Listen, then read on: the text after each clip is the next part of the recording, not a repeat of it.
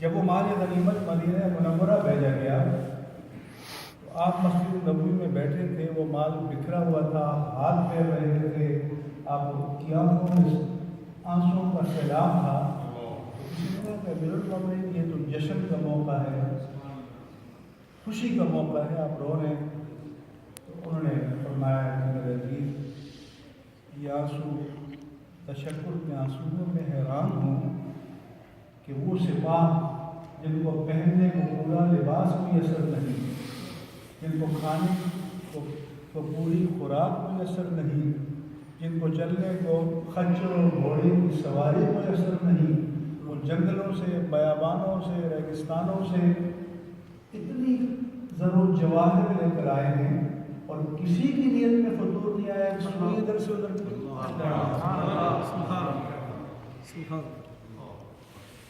تو میرے عزیزوں یہ اعجاز ہے۔ اصل اگر آپ مجھ سے بول جب پوچھیں تو یہ موضوع ہے، یہ انسانیت کے شاہکار انہوں نے تراشے، اور اس کے نتیجے میں اسلام کو دنیا پر غالب کر دیا، جس کی کوئی اور مثال پیش نہیں کر سکتا۔ تب سے آج تک 14.25 سال گزر چکے ہیں، بلکہ زیادہ گزر چکے ہیں، لیکن تاریخ کو دوسرا عمر نصیب نہیں ہوا۔ تو وہ معزز کے زمانے میں مسلمان ہو کر ہم خوار ہوئے تارک قرآن۔ اس لیے رسول اللہ صلی اللہ علیہ وآلہ وسلم نے فرمایا تھا کہ اذا اتخذ الفیء دولا، کہ جب قوم کے خزانے کو ذاتی دولت بنا لیا جائے، والامانۃ مغنما، اور قوم کی امانتوں کو مال غنیمت سمجھ کر لوٹا جانے لگے، والزکوٰۃ مغرما، اور زکوٰۃ کو تاوان سمجھ کر دینے سے انکار کر دیا جائے، فاقصر رجل اباہ وادنیٰ صدیقہ، اور ایک شخص باپ کو دور پھینک دے اور دوست کو قریب کر دے، وعقر رجل امہ واطاع امرأتہ، ایک شخص ماں کا نافرمان بن جائے اور بیوی کا فرمانبردار بن جائے، فأکرم الرجل مخافۃ شرہ، اور معاشرے میں، سوسائٹی میں کسی کی رسپیکٹ ہو، کسی کو توقیر ملے،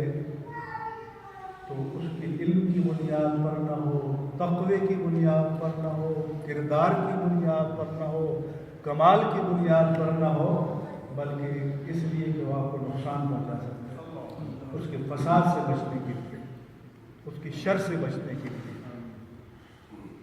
فَتُعُلِّمَ لِغَيْرِ الدِّينِ، دین کا علم حاصل کیا جائے، مگر دین کو سربلند کرنے کے لیے نہیں، اپنی دنیا آباد کرنے کے لیے۔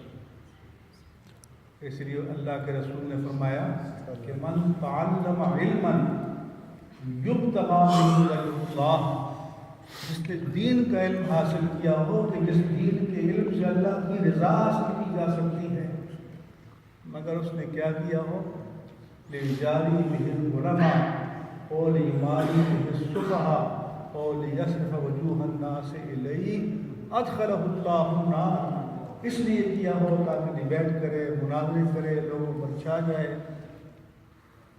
اور بیوقوف لوگوں کو اپنی عقیدت میں پھانس لے، اپنی جیبیں بھرے، تجوریاں بھرے۔ تو میرے آقا نے فرمایا کہ یہ علم جو انسٹرومنٹ تھا اللہ کی رضا کو پانے کا، اس کو تم نے دنیا پانے کے لیے استعمال کر دیا، ادخلہ اللہ النار، یہ جہنم میں لے جائے گا۔ انٹینشن یا نیت سے چیزوں کے احکام بدل جاتے ہیں۔ حضور نے فرمایا وَظَهَرَتِ الْقَيْنَاتُ وَالْمَعَازِفُ، گانا گانے والوں کا دورہ ہو جائے، وَشُرِبَتِ الْخُمُورُ، شراب نوشی عام ہو جائے، کثرت الزنا، بدکاریاں عام ہو جائیں، هُنَاكَ زَلَازِلَ وَخَسْفًا وَمَسْخًا وَرِيحًا حَمْرًا، فرمایا کہ وہاں اچھے دنوں کی توقع چھوڑو، زلزلے آئیں گے، بھونچال آئیں گے، سرخ ہوائیں چلیں گی، صورتیں بگاڑی جائیں گی۔ آج ہم اس صورتحال سے دو چار نہیں تھی، تو ایک صورت بگاڑ دی، یہ ہوتا ہے کہ جیسے بنی اسرائیل کو بندر اور خنزیر بنا دیا، اور ایک صورت کا بگڑنا یہ ہوتا ہے کہ 1.5 ارب مخلوق اللہ کی زمین پر ہو، پاؤں کے مالک ہوں اور ٹکا ویلیو بھی نہ ہو، کیا اس سے بڑھ کر بھی کوئی مسخ ہو سکتا ہے صورت کا؟ ایک ہم ہیں کہ بھی اپنی صورت کی بگاڑ، ایک وہ ہے جنہیں تصویر بنا آتی ہے۔ تو میرے عزیزوں، میرے آقا و مولا صلی اللہ علیہ وسلم انسانیت میں انقلاب برپا کرنے کے لیے تشریف لائے تھے۔ یہی قرآن ہے کہ جن کے سامنے پڑھا جاتا تھا ان کی دنیا بدل جاتی۔ فرمایا کہ انما المؤمنون الذین اذا ذکر اللہ وجلت قلوبهم، کہ حقیقی مومن وہ ہیں کہ جب اللہ کا ذکر کیا جائے تو ان کے دل لرز جاتے ہیں۔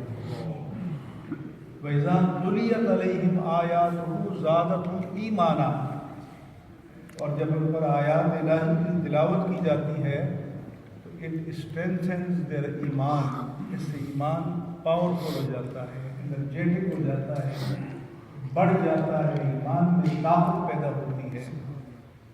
پھر فرمایا کہ تخشعر منہ جلود الذین آمنوا، اس قرآن کی جلالت ایسی ہے کہ مومنوں کے رونگٹے کھڑے ہوتے ہیں۔ ثم تلین جلودہم وقلوبہم لذکر اللہ، پھر ان کی یہ کھالیں اور ان کے دل اللہ کے ذکر کے لیے نرم پڑ جاتے ہیں۔ کیا ہمارے دل بھی نرم پڑتے ہیں؟ ہمارے اندر بھی وہ تبدیلی پیدا ہوتی ہے۔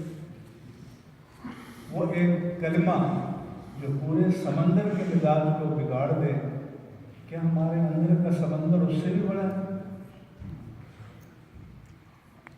اس لیے تو حضور نے فرمایا کہ الکلمۃ الطیبۃ صدقہ، اچھی بات کی صدقہ ہے۔ وَإِمَاطَةُ الْأَذَىٰ عَنِ الطَّرِيقِ صدقہ، راستے سے کسی ایسی چیز کو ہٹا دینا، تو یہ لوگ ہمیں سکھاتے ہیں جن کو ہمیں سکھانا چاہیے، یہ بھی صدقہ ہے۔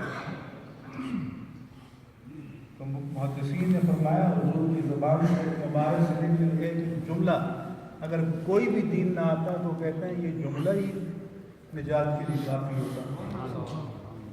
کیا ہم اپلائی کرتے ہیں؟ مثلا ہم اور بھی چھوڑیے، ہم واش روم میں گئے، ہم ٹوائلٹ میں گئے، اپنی ضرورت پوری کی، ہم نے پانی نہ بہایا کہ دوسرا آئے اس کو صاف جگہ ملے، تو اگر کسی نے گندگی بچھا دی اور ہم اور آپ داخل ہو اثر ہو گئی تھی، پلٹ کے اب نکل آتے ہیں، اور کسی اور کے لیے ہم یہی چیز چھوڑ کر جائیں۔ ہر چیز کو آپ پر اپلائی کریں، تمہارے اندر تبدیلی آ جائے جو نہیں آتی۔ مجھ سے بھی ایک سوال پوچھا گیا تھا کہ لا آف دا لینڈ ہے، کیا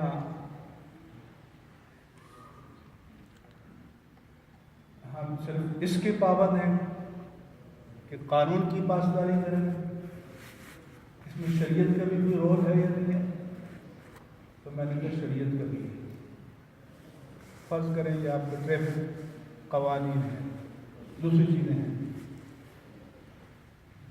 یہ کنسیپٹ کی بات ہے میرے عزیزوں کہ کوئی کام ہم کس لیے کر رہے ہیں۔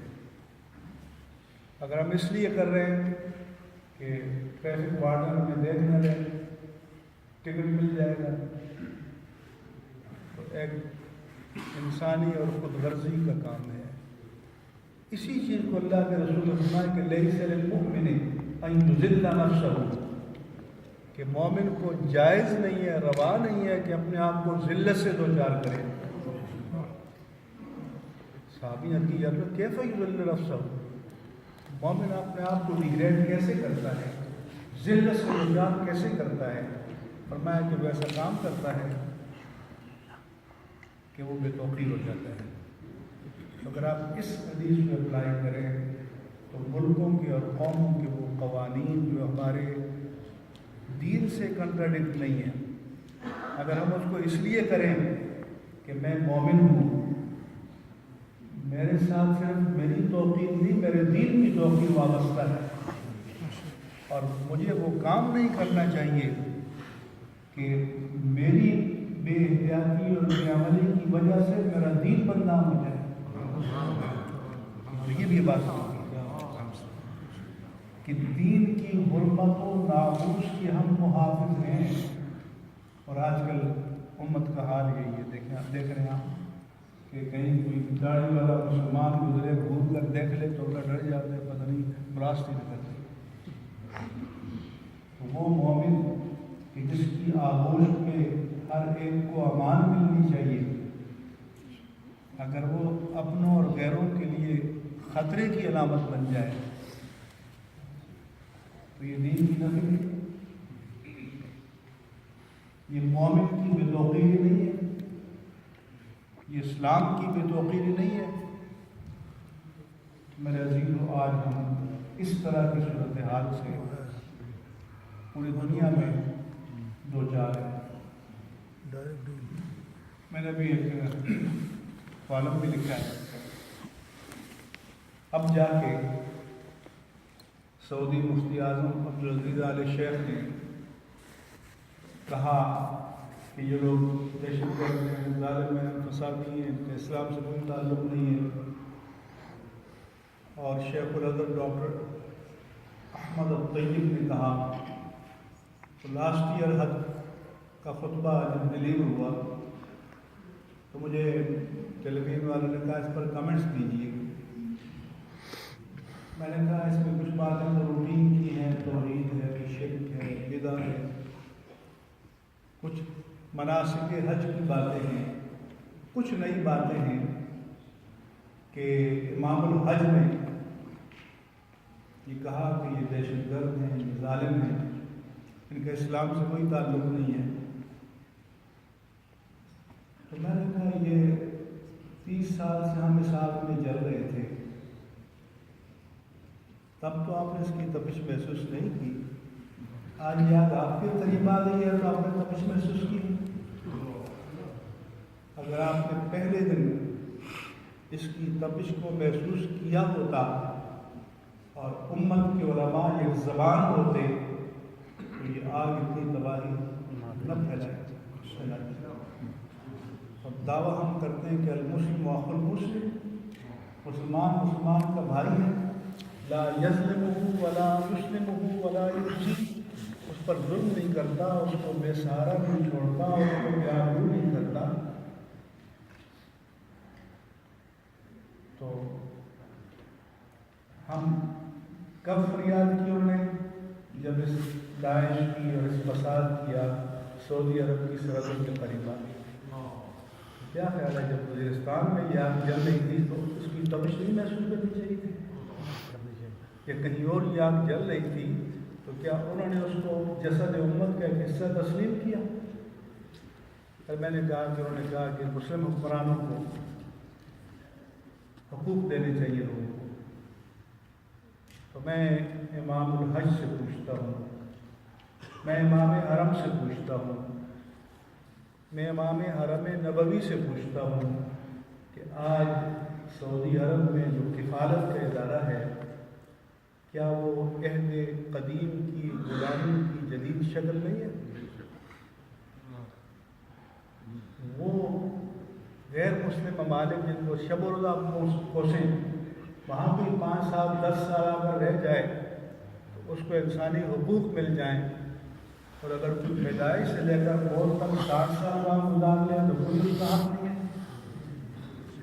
تو میں نے کہا کہ اگر آپ کا ضمیر جاگ اٹھا ہے تو پورا اسلام بیان کر دیجیے۔ آج دنیا کو، امت کو پورے اسلام کی ضرورت ہے۔ اگر ہم پک اینڈ چوز کریں گے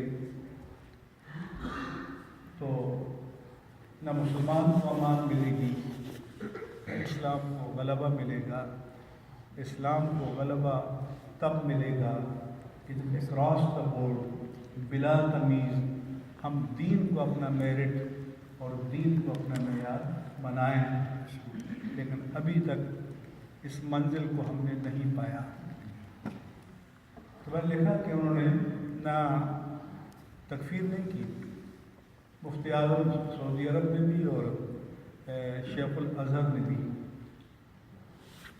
اور یہی صورتحال امیر المؤمنین حضرت علی المرتضیٰ رضی اللہ تعالیٰ عنہ کے زمانے میں جب پہلی بار خوارج پیدا ہوئے تو آپ سے پوچھا گیا کہ من ہم، یہ کون لوگ ہیں؟ اہم مشرکون، کیا یہ مشرک ہیں؟ تو انہوں نے فرمایا کہ فرو من الشرک، شرک سے بچ کر تو یہ اسلام کی طرف آئے ہیں۔ یا امیر المؤمنین ہم اہم منافقون، کیا یہ منافق ہیں؟ فرمایا کہ المنافقون لا یذکرون اللہ الا قلیلا، منافق تو اللہ کا ذکر بہت کم کرتے ہیں۔ فمن ہم، یہ کون ہیں؟ فرمایا اخواننا بغوا علینا، یہ ہمارے بھائی ہیں لیکن ہم پر بغاوت کر دیے انہوں نے۔ اس لیے جب تک کسی کے عقائد کے بارے میں تعین کے ساتھ معلوم نہ ہو کہ وہ کسی اصول دین کا انکار کر رہا ہے، کفر کا فتویٰ تو نہیں لگائیں گے، لیکن قرآن نے یہ بتایا تو ہے کہ یہ مفسدین ہیں، یہ فسادی ہیں۔ اور حضرت امیر المومنین علی المرتضیٰ رضی اللہ تعالیٰ عنہ نے ان سے جہاد کیا اور حرورہ کے مقام پر، نہرمان کے مقام پر ان کی قوت اور شوکت کو توڑا اور اسلام کو ان کی دست رس سے بچایا۔ آج ایک بار پھر اسلام زد میں ہے، اور آج ایک بار پھر مسلمان زد میں ہے اور نشانی پر ہے۔ اس لیے ضرورت اس امر کی ہے کہ امت مسلمہ کے جو زعماء ہیں وہ مل کر بیٹھیں اور امت کے درد کو اپنا درد سمجھیں اور اس ابتلاء اور آزمائش سے نکالنے کے لیے کوئی تدبیر، کوئی راستہ نکالیں۔ عزیزان گرامی، یہ وقت مسلمان کے لیے مشکل وقت ہے، اور اسلام کوئی ایبسٹریکٹ چیز نہیں ہے کہ ہمارے وجود سے جدا کر کے اس کو کہیں آپ سیف ہاؤس میں رکھ لیں۔ اسلام تو پایا جائے گا تو مسلمان کے ضمن میں پایا جائے گا۔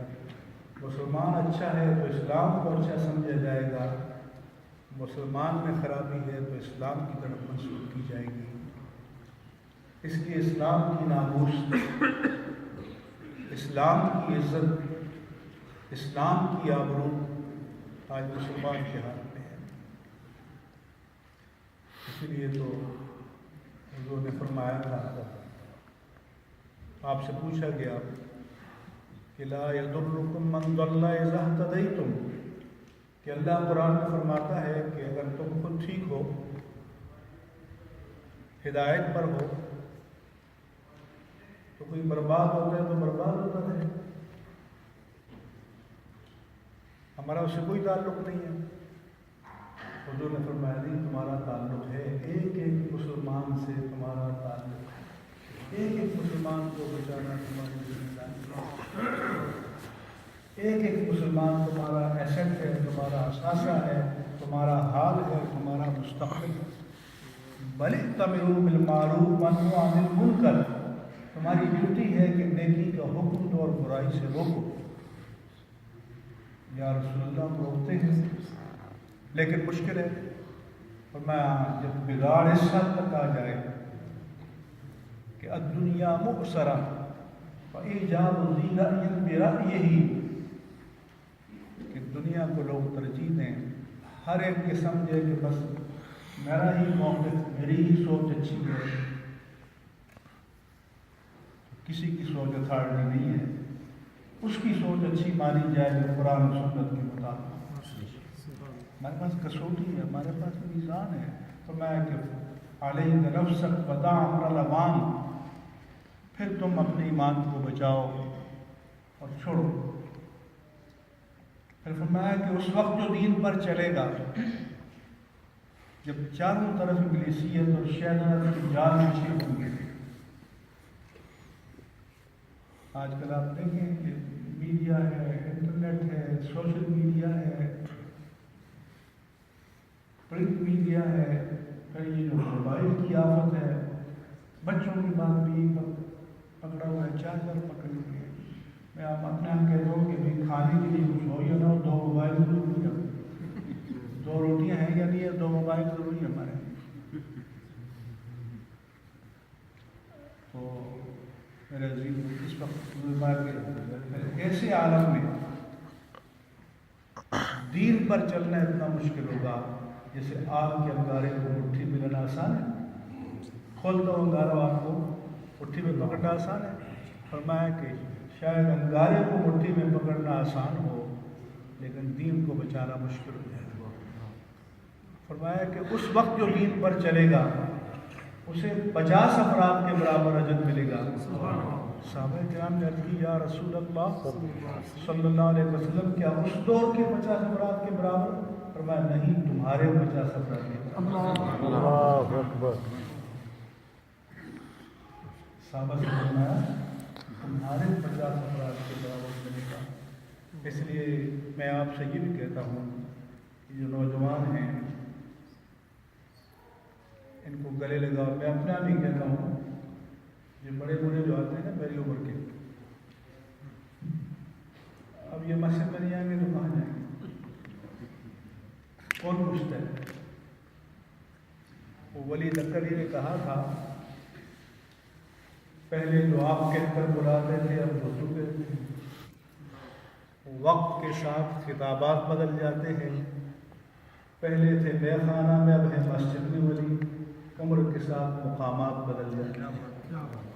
اس لیے میں کہتا ہوں نوجوانوں کو انٹریکٹ کرو، ان سے ان کو دین کی طرف اٹریکٹ کرو۔ یہ ایک فرد قوم کا اثاثہ ہے، دین کا اثاثہ ہے۔ میں اپنے علماء سے کہتا ہوں یہ مسجد میں تو تمہارے بس میں ہو تم کو ہار پہناؤ۔ یہ میں نہیں کہتا، میرے پیارے رسول اکرم صلی اللہ علیہ وسلم نے فرمایا کہ سبعۃ یظلھم اللہ یوم القیامہ یوم لا ظل الا ظلہ، کہ 7 کیٹیگریز کے لوگ ایسے ہیں کہ جب قیامت کے دن کوئی جائے امان نہیں ہوگی تو اللہ تعالیٰ کے سائے رحمت کے نیچے ایسے آرام سے سکون سے ہوں گے۔ ان کیٹیگریز کو بیان کرتے ہوئے میرے آقا نے فرمایا کہ شاب نشا فی عبادت اللہ عز و جل، کہ وہ نوجوان جس نے جوانی کے آغاز میں اپنی زندگی اللہ کی عبادت میں گزاری۔ اس لیے میں آپ بڑوں سے کہتا ہوں اپنی عبادت پر اطراع نہیں کرو، 4 دن مسجد میں آ جاؤ۔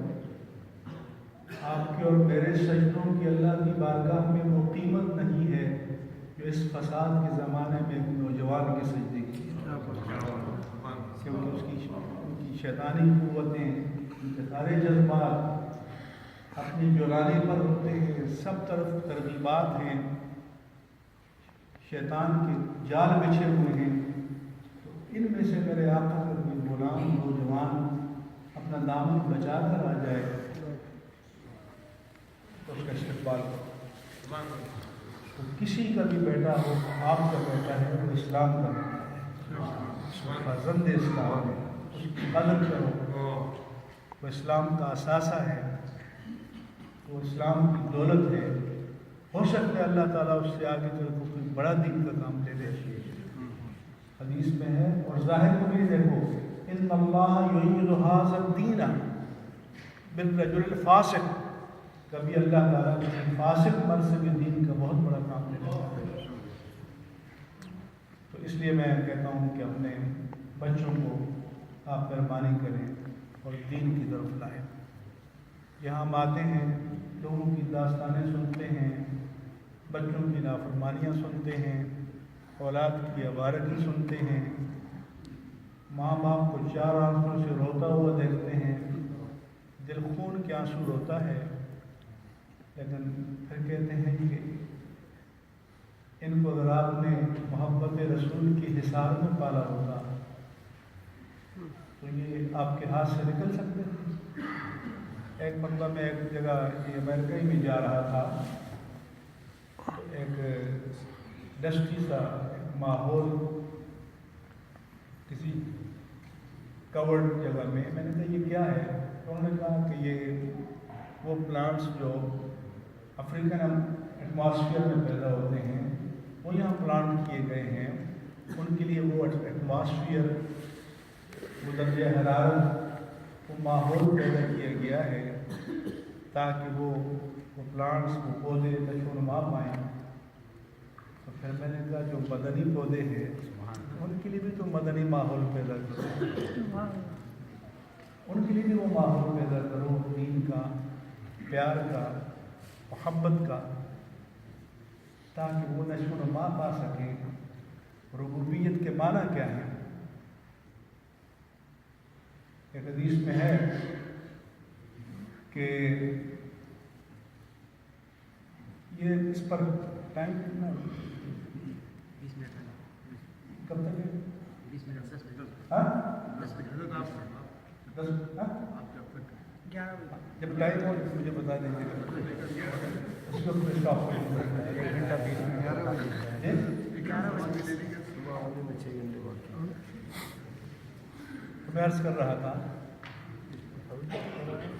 کہ لوگ کہتے ہیں نا بڑا ترقی ہو گئی ہے، انسانیت نے بڑا ارتقا حاصل کیا ہے۔ میں کہتا ہوں کیا ترقی ہوئی ہے؟ کون سی نئی چیز ہے؟ ابلیس جب آدم علیہ السلام کا دشمن بنا تو قرآن میں ہے فَضَلَّهُمَا بِغُرُورٍ، اس نے مختلف دھوکے بازیاں، ٹرکس، ہیلے، مکر، فریب کی جال بچھائے، ان کو بہتانے اور ان کو غلانے۔ فَأَضَلَّهُمَا